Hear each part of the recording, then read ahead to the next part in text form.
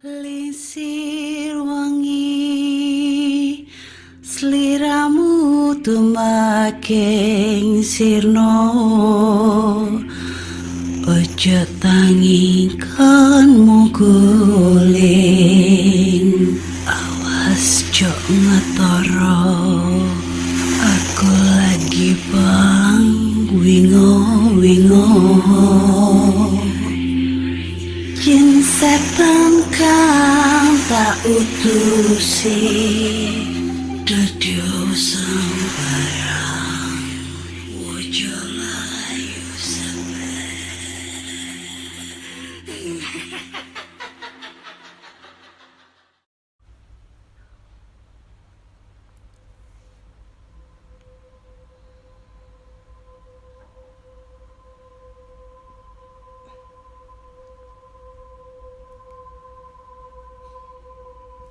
Assalamualaikum warahmatullahi wabarakatuh. Selamat datang di podcast kisah horor.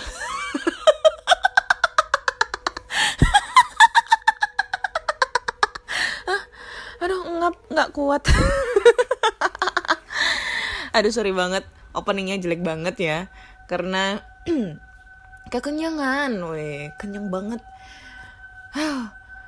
Masih berjumpa dengan Anan di sini akan membacakan cerita horor ataupun email berhantu yang sudah dikirimkan teman-teman melalui podcast kisah horor @gmail.com ataupun di DM Instagram podcast kisah horor, DM Instagram Anna Olive dan Google Form yang ada di bio podcast kisah horor. Hari ini hari Kamis Kliwon, malam Jumat Legi. Hari yang bagus banget buat cerita horor ini sebenarnya ya. Tanggal 18 Februari 2021. Ya, kalau orang Jawa itu ya, kalau kalian tahu, Kamis ya. Kamis Kliwon, malam Jumat Legi. Itu adalah hari dimana kalau yang orang Jawa dipercaya bahwa banyak banget orang-orang yang mempunyai kelebihan ilmu ya, maksud dalam arti ilmu itu seperti ilmu hitam atau perdukunan atau persantetannya itu melakukan ritual kayak gitu ya, melakukan ritual, dan ini adalah malam yang tepat gitu loh untuk mencapai kesasarannya kayak gitu, ibaratnya mencapai suatu keinginannya supaya terwujud, entah itu ngepet, entah itu banyak makhluk halus yang keluar di pada sarangnya. Kalau kalian nggak percaya, coba aja sekarang ini ya, uji nyali di mana kek, di kamar lo dalam posisi keadaan gelap gulita, dinyalain lilin, terus fokus gitu deh, pasti nanti bakal ada kayak gangguan kecil, walaupun itu cuma suara-suara aja. Karena aku dulu udah pernah ngalamin nih cuy, pada saat explore dulu gitu. Oke, sebelum kita mulai, sebelumnya aku mau terima kasih banyak banget buat salah satu teman horor yang nggak mau disebutin namanya ya. Tadi datang ke rumah, ngasihin bingkisan makanan, mbak-mbaknya tadi boncengan berdua. Aduh, tahu rumahku dari siapa ya, tapi thanks banget udah dibawain rice mentai ya. Katanya sih bikinannya dia sendiri gitu, terus pengen ngasih ke aku supaya semangat gitu untuk ngebacain cerita horornya. Thank you, udah abis kemakan. Sebenarnya sih aku ini lagi sakit asam lambung ya, asam lambungku naik, tapi aku paksain buat makan. Kalau nggak makan nanti perutku kosong, jadinya sakit terus. Tapi enak banget sumpah. Buatannya itu enak banget, rice mentainya enak banget. Siapa tahu nanti aku mau dibikinin lagi, mau dibuatin lagi, dikirimin lagi. Dengan senang hati, welcome banget itu aku kalau dikasih lagi. Ngemis cuy. Yang lain gak ada yang mau ngasih aku makanan nih. Mumpung aku baik hati loh. Kok gue jadinya? Kayak kalau kira-kira aku cerita horor kali ini bakal ada penampakan nggak ya? Maksudnya bakal ada suara-suara astral nggak ya? Nggak tahu ya. Kita coba aja ya untuk malam ini. So, kali ini aku akan membacakan cerita horor yang sudah dikirimkan melalui email. Nah, ini panjang banget ini ya. Email pertama datang dari Angga Pangestu. Assalamualaikum Kak. Saya mau cerita horor yang lumayan banyak saya alamin waktu bekerja di Wisma Atlet Kemayoran. Mohon di-script nama saya. Aduh, kebablasan cuy. Gak apa-apa ya, mohon maaf ya. Gak bisa di-cut soalnya, mohon maaf ya. Aduh, goblok. Oke. By the way, saya sekolah perhotelan. Kebetulan sedang libur sekolah. By the way, juga saya sering kerja event harian di hotel-hotel. Kebetulan guru saya mengajak saya event selama 2 minggu di Wisma Atlet Kemayoran. Dan saya ikut beserta kelima teman saya.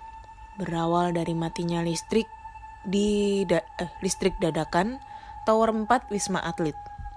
Oh ya, by the way juga untuk sistem kerjanya itu seminggu untuk bersih-bersih Wisma yang akan digunakan dan seminggu lagi untuk eventnya. Lanjut ke cerita horor. Pada saat hari ke-7 dan event besok pagi berjalan, tiba-tiba Tower 4 seketika listriknya padam. Beberapa engineering nyoba memperbaiki, tapi tidak bisa. Dan salah satu supervisor saya, kebetulan saya dengar pembicaraan ini, supervisor saya berkata, ini kita belum izin sama yang di seberang, jadi mereka marah. Seberangnya itu Danau Sunter. Dan kemudian akibat listrik mati otomatis gak bisa digunain dong. Terpaksa harus pindah tower dadakan. Dan saya beserta kelima teman saya disuruh memindahkan spray dan selimut yang sudah dipasang. Ketiga teman saya bertugas mengantarkan spray dan selimut ke tower yang digunakan. Sialnya, saya dan teman saya, Surya, bertugas untuk mencabut spray dan melipatnya yang sudah dipasang. Semua awalnya berjalan aman-aman saja, sampai ketika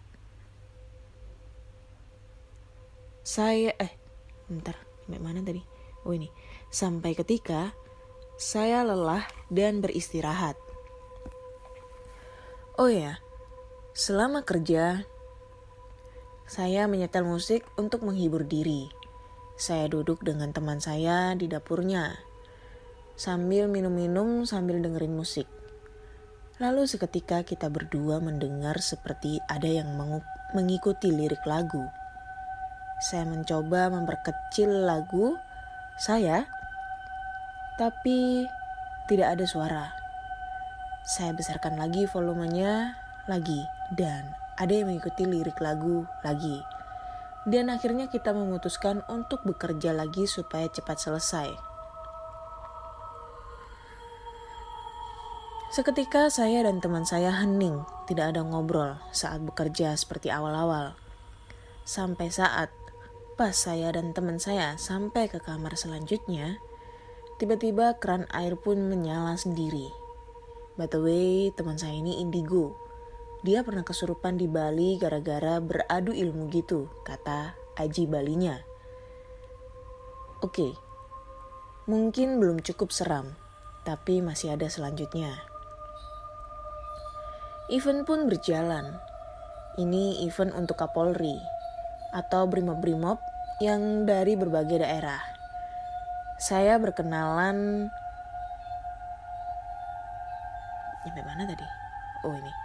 Saya berkenalan dengan salah satu anggota Brimob dari Riau.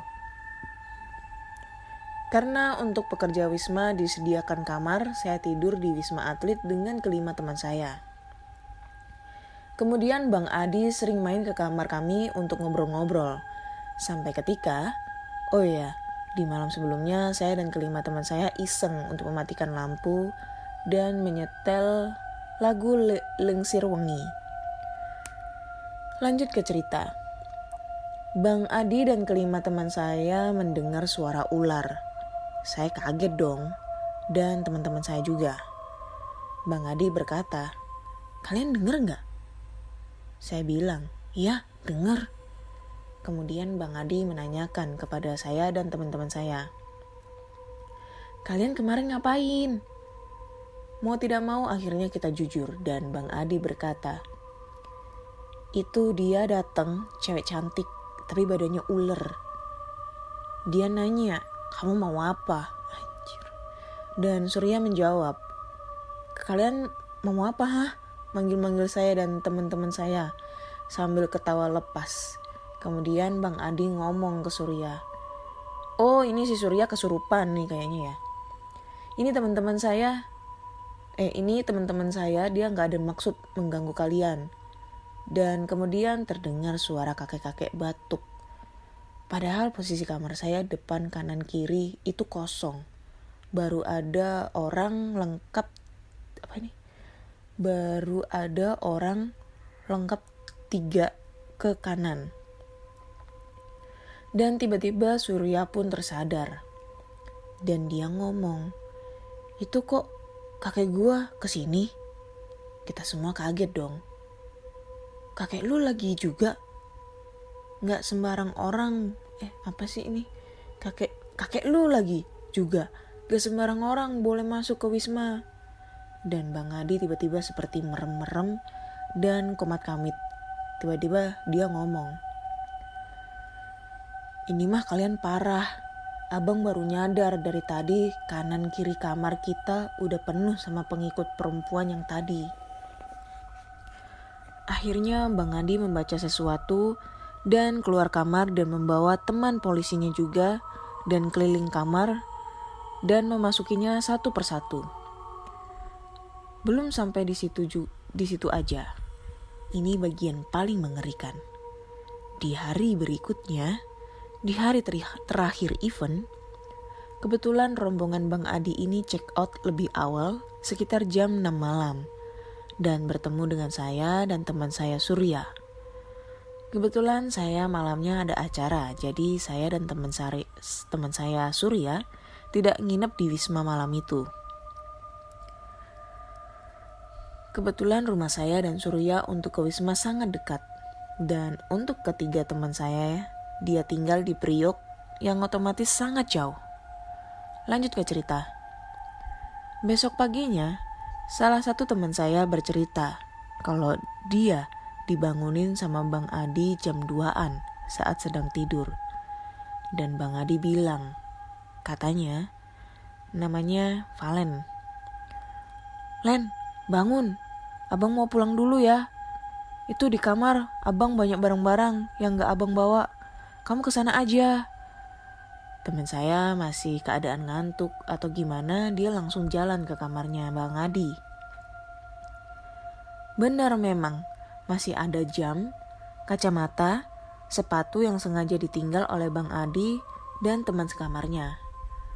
Kemudian saya bilang ke teman saya, Len, lu ngigo kali. Orang Bang Adi udah pulang dari sore, asu. Ketemu sama gua sama Surya. Valen pun masih kekeh kalau dia itu dibangunin Bang Adi tengah malam. Akhirnya untuk mencari tahu siapa yang benar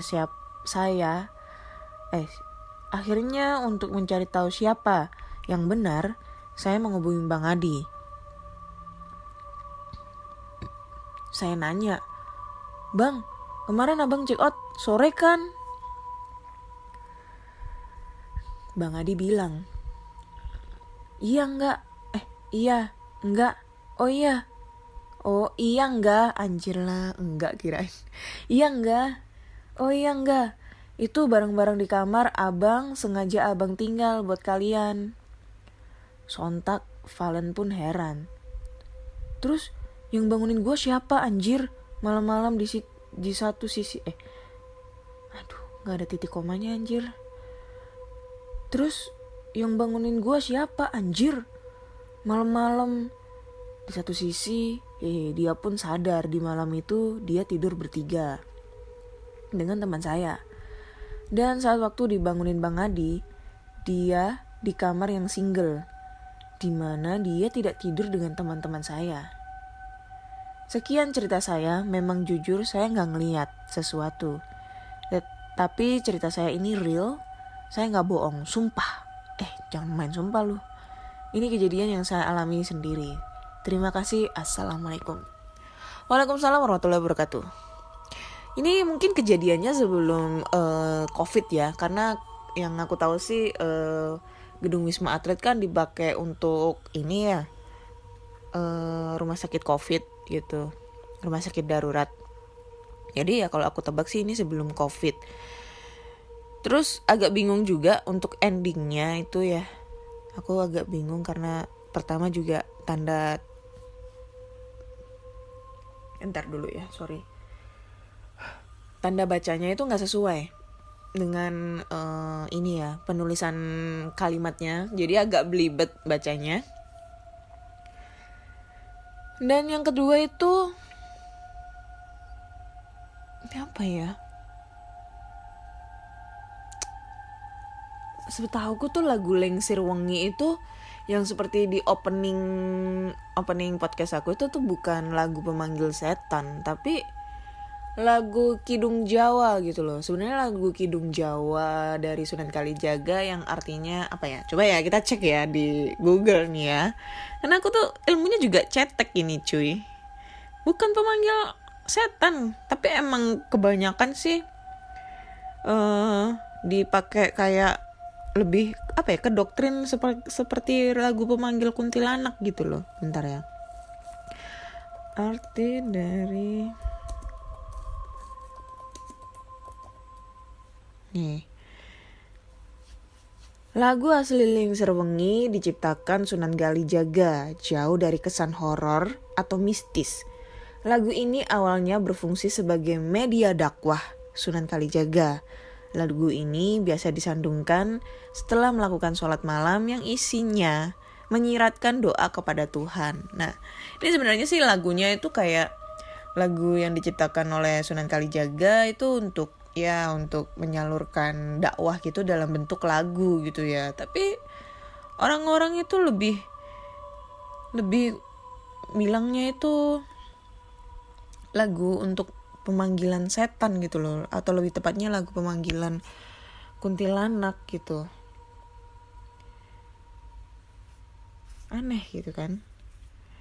Padahal ini Lengsir Wengi biasanya disenandungkan itu setelah sholat malam atau sholat tahajud gitu, yang artinya untuk menyiratkan atau menyampaikan doa kepada Allah Subhanahu wa taala gitu loh, yang tujuannya untuk perlindungan kepada Sang Pencipta dari hal-hal buruk termasuk gangguan dari makhluk gaib dan menolak bala kayak gitu.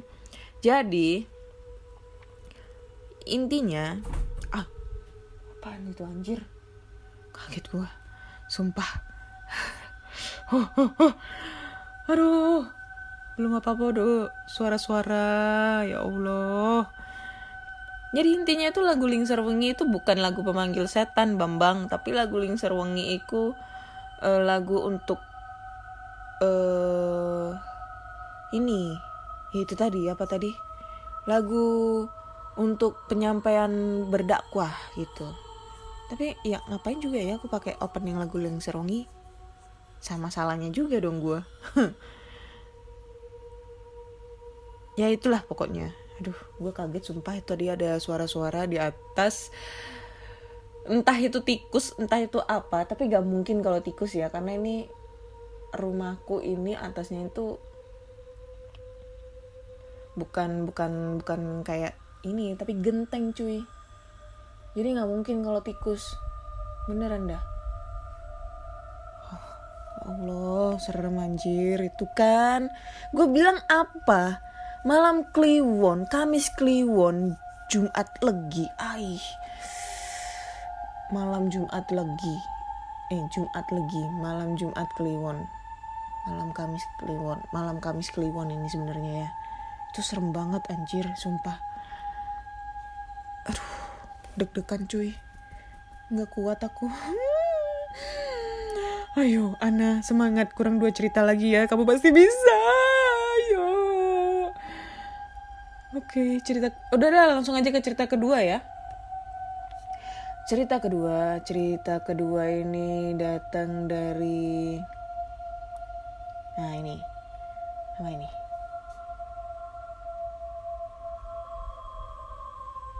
Ini udah belum ya? Oh belum ini. Ini udah ya? Oh ini udah. Oke, Lulu, kok hilang? Nah, cerita kedua ini datang dari, ini udah ini kayaknya.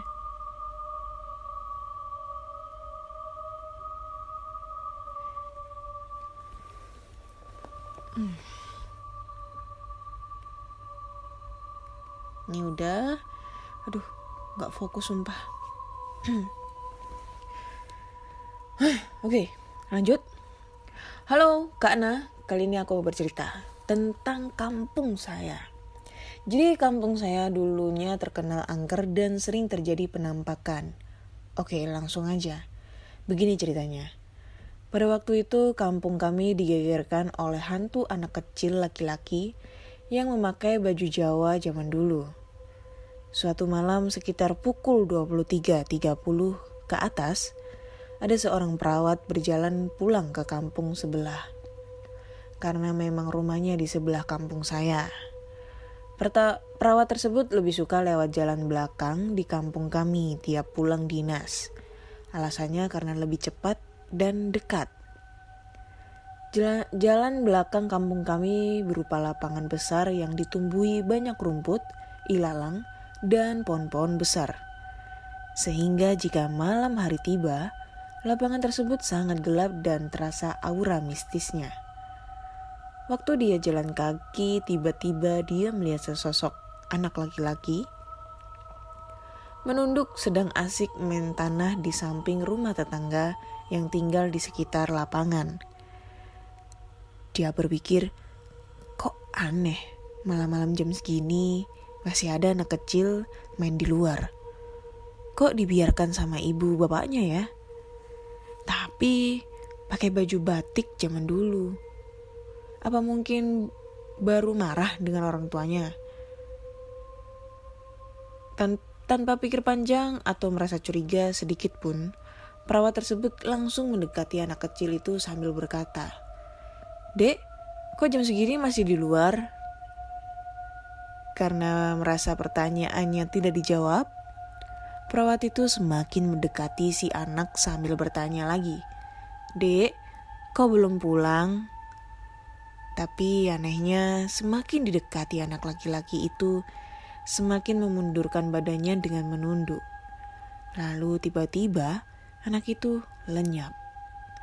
Melihat anak itu lenyap di depan mata, si perawat pun lalu lari terbirit-birit ketakutan.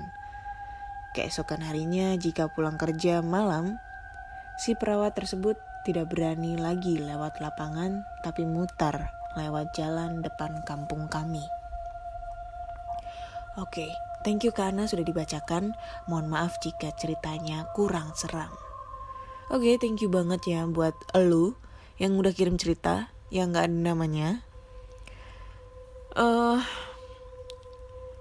Itu mungkin ini ya, halu kali ya. Tapi gak tahu juga ya. Tapi emang identik kalau lokasinya itu penuh dengan rumput tinggi-tinggi. Anjir sumpah, gue gak fokus hari ini.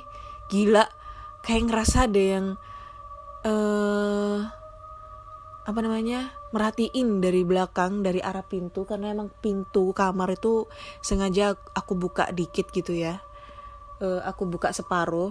Dan aku ngebacain cerita ini, aku madep tembok gitu loh. Dan perlu kalian tahu nih ya, posisinya ini lampu kamar keadaan nyala, TV keadaan nyala, tapi aku mute TV-nya. Lalu dinding aku tuh, kalau pernah kalian tahu story aku, dinding aku tuh kan temboknya itu kan dari keramik tuh.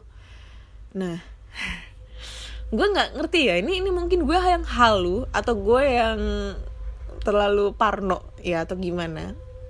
Jadi ini mantul gitu guys, keramiknya ini mantul. Nanti gue storyin ya, gue storyin nanti kalau udah selesai nge-podcast. Ini mantul keramiknya. Jadi kena cahaya lampu tuh mantul. Dan kelihatan di keramik tersebut ada pintu kamar aku yang agak terbuka gitulah. Dan aku tuh ngerasa tadi itu ngelihat dari pantulan keramik itu ada sosok sumpah gila serem. Ada sosok kayak putih lewat seluwer gitu, terus aku lihat ke belakang itu nggak ada cuy, tapi aku nggak berani ngecek ke depan, mau nutup pintu juga nggak berani gitu loh. Gila, mungkin gue yang halu kali ya, efek dari harinya kali ya. Aduh, Ana, kamu kalau explore nggak takut, giliran kayak gini-gini takut anjir. Iyalah, ini setannya ke rumah. Kalau ketemu setannya di jalan kayak di lokasi tempat lain selain di rumah gue sendiri sih nggak masalah. Ini di rumah cuy. Oh my god, jangan sampai terulang lagi yang ketawa-ketawa itu sampai ke record. Jangan. Aduh. Apa tuh kan? Ada suara kresek-kresek apaan gitu. Aduh, moga-moga itu tikus kali ya. Oke. Semakin tidak kondusif kawan ini ya. Semakin tidak kondusif sampai aku gagal fokus untuk cerita nih ya. Aduh. Mamaku tidur udahan kali. Lagi gak enak badan juga, aduh. Oke, kita lanjut aja lah. Gue lupa tadi mau ngebahas apa juga. Oh ya Allah, astagfirullahaladzim. Bismillahirrahmanirrahim. Oke, lanjut. Halo podcast kisah horor, halo Kak Ana. Kejadian ini aku alami pada sore tadi, tepatnya pada pukul 4 subuh. 4:06 lebih tepatnya ya. Dini hari. Saat membuat acara maulid di sekolahku SMA. Nah ini subuh apa sore nih, gak ngerti ya, soalnya 04:06. Aku beserta 2 temanku Sinta dan Lia menyiapkan tikar untuk para pezikir nanti. Memang suasananya sangat mendung hingga membuat bulu kuduk kami bertiga berdiri. Apa ini? Bentar, ini kayaknya udah pernah deh. Oh nggak, belum. Aduh, ayo Fana, fokus. Sorry ya guys. Oke, lanjut. Lagi pula kami bertiga berada di dalam kelas yang paling pojok dari kelas lainnya, yaitu kelas 10 IPS 2. Temanku Lia berkata, "Bismi, kok aku ngerasa gak enak gitu ya? Kayak ada yang memperhatikan kita gitu," katanya. Anjir, kok sama sih? Aduh, kenapa ceritanya malah kesamaan kayak gini? Aku pun menjawab, "Perasaan kamu aja kali, Lia. Mungkin karena suasananya lagi mendung, makanya kamu ngerasa gitu," kataku. Temanku Sinta berkata, "Ngomongin apaan sih kalian? Gak masuk akal aja. Cepet tuh ambil tikar, biar kita cepet keluar dari sini," katanya. Tiba-tiba angin di luar sangat kencang dan pintu kelas tertutup dengan sangat kencang. Kami bertiga pun terkejut setengah mati. Tak lama kemudian Sinta pun kaku dan pucat saat melihat ke belakang.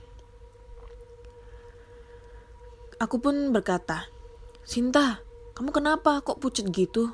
kataku. Karena Sinta tidak menjawab, aku pun melihat ke belakang karena penasaran. Astagfirullah, jantungku berdetak hebat saat kulihat di atas lemari tepat di belakang kami berada, terdapat sosok wanita yang sangat mengerikan. Oh, ya Allah, sosok wanita tersebut bermuka hancur, berbau busuk dan sedang memegang 2 pisau berlumur darah sekaligus. Refleks dong ke belakang. Aku, Sinta, dan Lia langsung ambil langkah 1000 untuk keluar dari kelas tersebut. Sampai di panggung dengan nafas ngos-ngosan, temanku Sinta kesurupan. Cukup lama temanku Sinta sadarkan diri.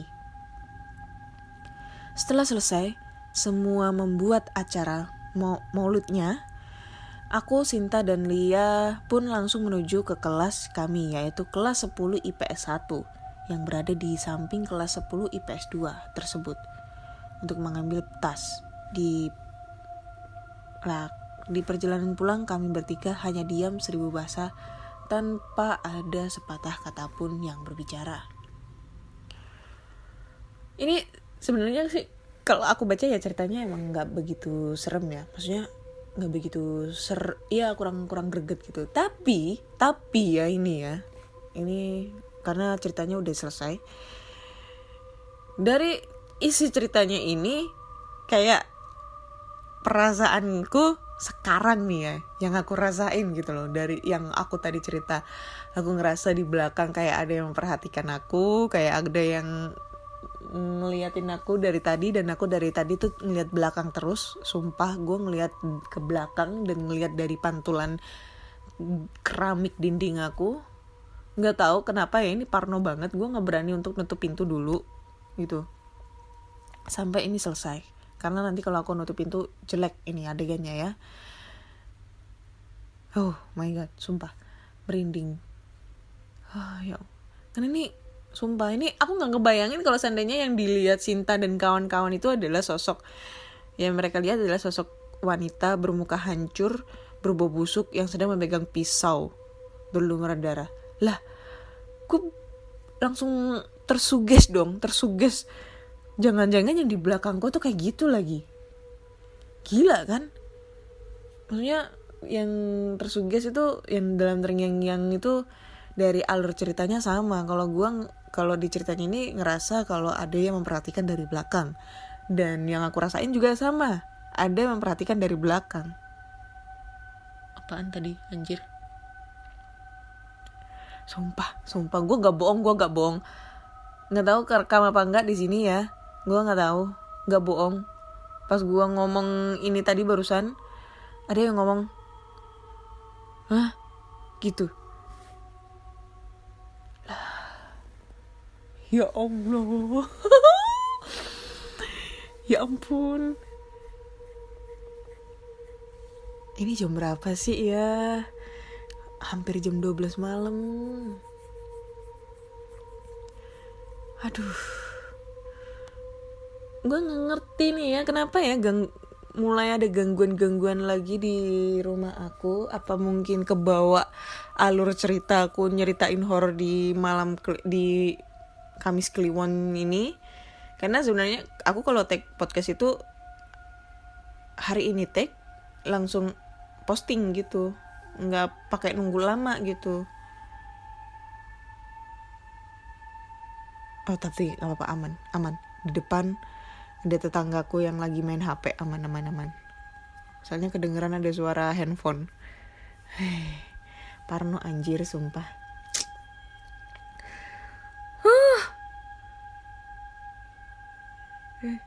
Oke lah, kita lanjut ya. Ini cerita terakhir aja lah ya. Kita lanjut aja supaya untuk menenangkan pikiranku juga. Ini cerita terakhir. Kita tambahkan satu cerita lagi. Jadi, kita bacakan ceritanya. Halo podcast kisah horor. Namaku Mirah Mustija. Tinggal di Kalimantan Tengah. Tepatnya di Buntok, Tabak Kanilan. Aku sekarang masih kelas 3 SMA. Aku ingin berbagi pengalaman horor yang menurutku lumayan seram. Kejadiannya terjadi pada hari Kamis 28 Maret tahun lalu. Waktu itu aku dan pacarku ingin merayakan anniversary hubungan kami yang ke-3 tahun 5 bulan yang tertunda karena kesibukan pacarku. Dia berjanji akan menjemputku setelah aku pulang sekolah.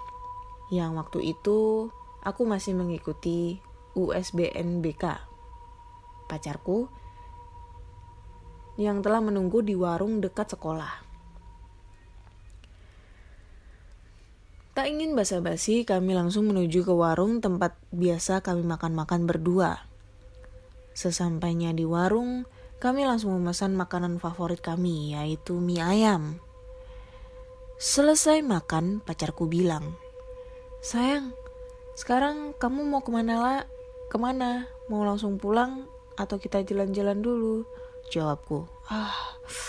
So sweet, gue gak punya pacar anjir. Lalu aku menjawab, kita cari tempat santai aja. Yang pasti cuman kita berdua. Wow, kemana itu ya? Lalu kami langsung tancap gas menuju hutan pembatas antara Kampung Sire dan Tabak Kanilan, Garapan. Kebetulan hutan itu jalan menuju arah kampungku. Entahlah. Waktu itu masih menunjukkan jam 14.28 siang. Setelah sampai, dipastikan tak ada pengendara lain lewat. Kami langsung standar 2 supaya kami bisa duduk dengan nyaman di atas motornya. Aduh, banyak kenapa pacaran di hutan. Oke. Aduh, gak bisa kebayangin. Habis ngebayangin horor, sekarang ngebayangin porno. Aku disuruh kayak gitu, ya ampun. Kami mulai berbincang-bincang. Kemudian kami cepiki. Aduh. Tak lupa kami berpelukan hangat. Ini horor apa porno sih? Tak lupa kami berpelukan hangat karena merasa bahagia atas hubungan kami yang lumayan lama ini. Di saat kami asik bercumbu, tangan menuju ke arah kami. Sangat jelas terdengar suara telapak kaki yang tanpa ragu-ragu, bahkan terdengar buru-buru seperti orang yang mau menggerebek. Tak segannya menginjak ranting, pasir, dan rumput kering. Sontak aku dan pacarku menghentikan permainan kami dan langsung terjun dari motor dan melihat keadaan di sekeliling. Namun tak ada tanda-tanda adanya orang. Kami memeriksa sampai ke tepi jalan, namun tak ada orang. Aneh, mana orangnya? Mungkin sengaja mengintip kita.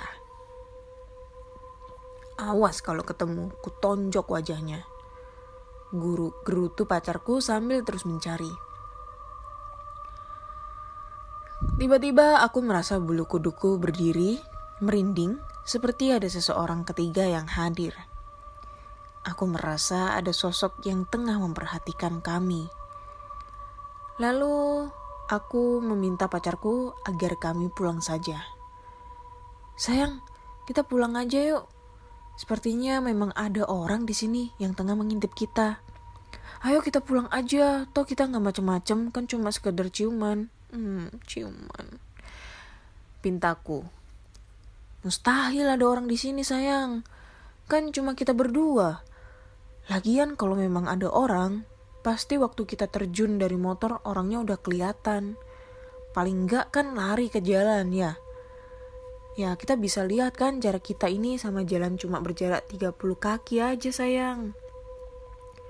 Omel pacarku setengah kesal. Setelah itu kami bergegas untuk pulang.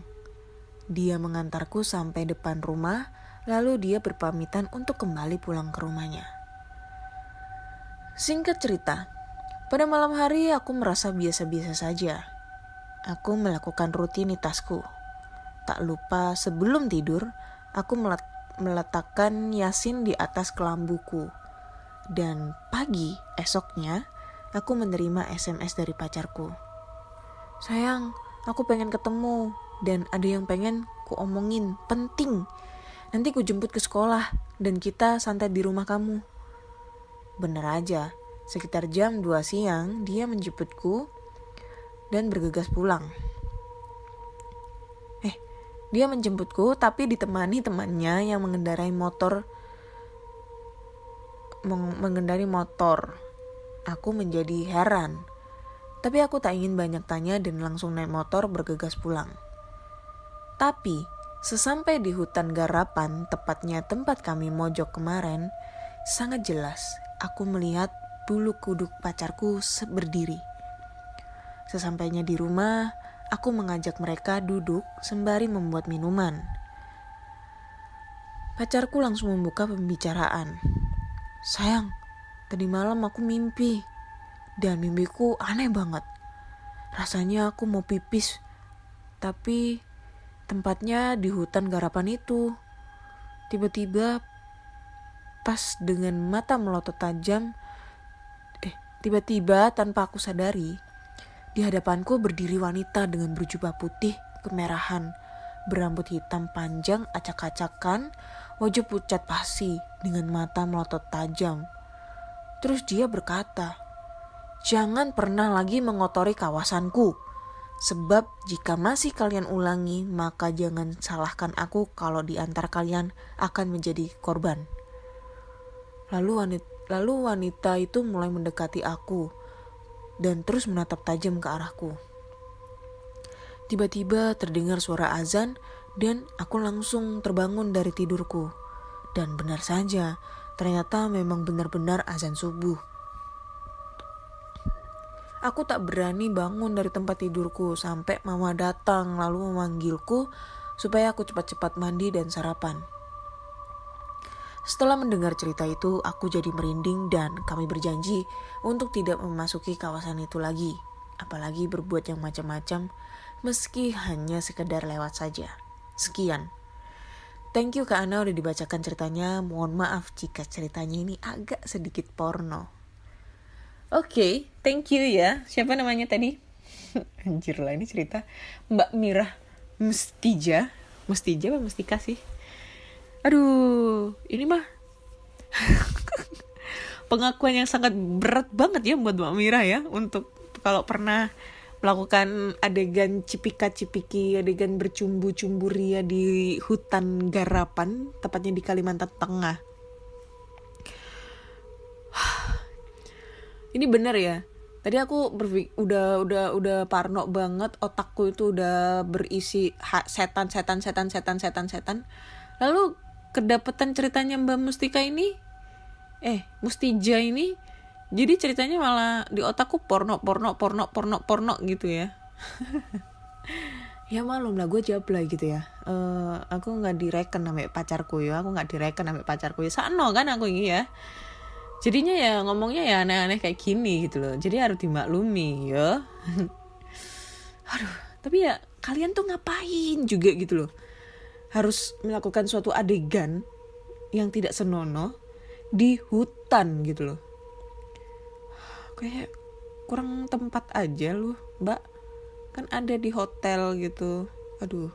Tapi ini gak baik ya. Jangan ditiru, jangan dicontoh untuk adegan seperti ini. Karena aku gak tahu ya.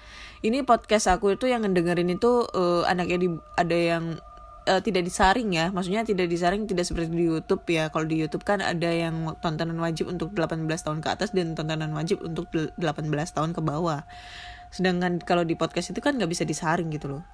So bagi kalian nih ya yang masih ngedengerin podcast kisah horor, entah itu masih usia 18 tahun ke bawah, jangan ditiru, apalagi yang masih sekolah, jangan ditiru gitu.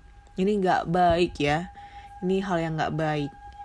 Selain gak baiknya itu nanti diganggu setan, nanti yang gak baiknya juga nanti dimarahin mama sama papa ya. Jangan, nanti juga dimarahin Allah nanti ya, kalau sampai kebablasan gitu ya. Jangan nak, udah nak, cukup kamu itu di hutan aja, jangan di tempat-tempat lain. Aduh, lagian ngapain gitu. Lu gak pernah tahu ya yang dulu tuh di mana ya ada cerita itu, berita itu yang tentang orang, ya mohon maaf ya, orang yang berhubungan intim di hutan lalu meninggalnya gancet cuy. Kalau lu pernah tahu gancet ya, kalau ada yang nggak tahu gancet ya mohon maaf ya ini ya kalau agak sedikit tidak baik omongan pembahasannya. Jadi kalau gancet itu hubungan pas waktu kalian berhubungan intim itu nggak bisa dilepas gitu loh, nggak bisa dilepas. Jadi meninggalnya itu pada posisinya kayak seperti orang berhubungan intim gitu. Aduh, di mana ya itu dulu ya? Pokoknya di hutan deh. Itu sih kalau menurut orang awam itu mikirnya itu karena dia itu melakukan sesuatu suatu perbuatan itu di lokasi yang terlarang gitu loh, yang mungkin penunggunya nggak terima, seperti ceritanya Mbak Mirah Mustija. Tapi untuk sains, yang dari penjelasan sains itu dari mungkin dokter atau mungkin apa, itu mungkin karena kaget akhirnya syaraf atau apa gitu, aku nggak tahu ya, pernah dijelasin gitu syarafnya atau apa yang sehingga membuat meninggal dadakan dalam posisi keadaan seperti itu, tidak bisa lepas gitu. Kayak gitu sih. Aduh, ini mbaknya. Aduh, ya itulah pokoknya. Jangan. Malam Jumat lagi kok, pas banget malam Jumat ngomongnya porno, tapi di satu sisi lain juga ada horornya. Aduh, pengen nikah jadinya, kebalik deh. Pengen nikah jadinya, tapi nggak ada yang mau diajak nikah. Oke deh. Kayaknya udah sekian dulu aja lah ceritanya, karena udah parno banget aku, terus terang sampai sekarang aku masih merinding banget. Gak ngerti bakal nanti ini bisa tidur apa enggak. Jadi buat kalian semua yang punya cerita horor, entah itu pengalaman diri sendiri, ayah, ibu, kakek, nenek, kakak, adik, saudara, paman, bibi, bule, pakle, tetangga, ataupun pacar, ataupun selingkuhan, atau pelakor kalian bisa langsung aja kirim cerita kalian ke podcastkisahhoror@gmail.com ataupun di DM Instagram podcast kisah horor dan DM Instagram Ana Olive. Atau juga kalian kalau malas banget untuk kirim cerita ke podcast, ke email podcast kisah horor, kalian bisa masuk aja ke link yang ada di bio Instagram podcast kisah. Ini nggak fokusnya karena apa lagi? Oke. Kalau kalian mungkin males ngisi kirim-kirim cerita melalui email karena mungkin ribet buka email apa segala macam, kalian bisa langsung aja mampir ke Instagram podcast kisah horor. Di situ ada link tree di bio-nya, kalian tinggal klik aja dan di situ bakal nanti tersedia 3 link yang akan membawa kalian ke Google Form, channel YouTube dan Spotify. Dan jangan lupa subscribe channel podcast kisah horor, karena memang sebenarnya aku belum update cerita horor terbaru. Ya mungkin insya Allah mulai depan bakal rajin buat cerita-cerita horor ya, karena aku sekarang juga agak males gitu untuk nge-record dulu. Mungkin insya Allah bulan depan. Jangan lupa subscribe, like, comment, dan share. Mungkin kalian bisa lihat video-video lama aku yang explore tempat terbengkalai. Dan jangan lupa klik tombol follow di Spotify agar kalian selalu update cerita-cerita horor terbaru. Terima kasih buat semuanya yang udah mendengarkan podcast kisah horor episode 79. Nantikan episode berikutnya di episode 80 di malam mendatang. Thank you guys.